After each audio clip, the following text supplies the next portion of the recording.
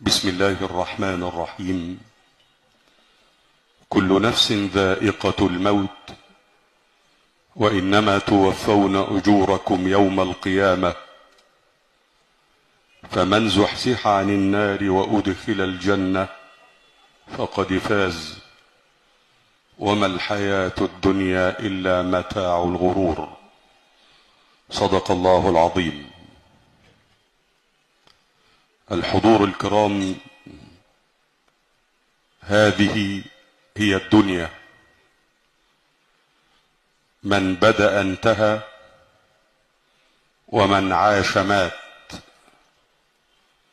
فرسول الله قد رحل ومات، وخاطبه ربه في القرآن الكريم بقوله: إنك ميت وإنهم ميتون. وقال له ربه: وما جعلنا لبشر من قبلك الخلد أفإن مت فهم الخالدون. وسيدنا محمد أخبره ربه بميعاد وفاته قبل موته، وقال له: يا محمد، إذا نزلت عليك إذا جاء نصر الله والفتح فاعلم أنك قد اقترب أجلك.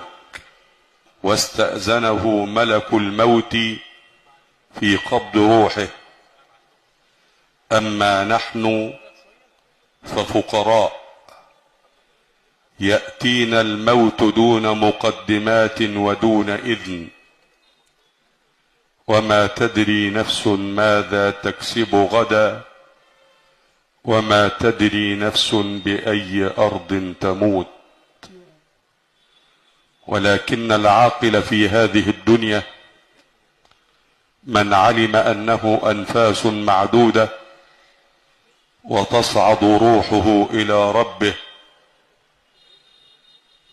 فيعمل من أجل يوم لا ينفع فيه مال ولا بنون إلا من أتى الله بقلب سليم، ويسعى أن يسطر صحيفته بالحسنات ويبتعد عن السيئات. وما من كاتب إلا وسيفنى، ويبقي الدهر ما كتبت يداه، فلا تكتب بخط يدك غير شيء يسرك في القيامة أن تراه. وسيدنا محمد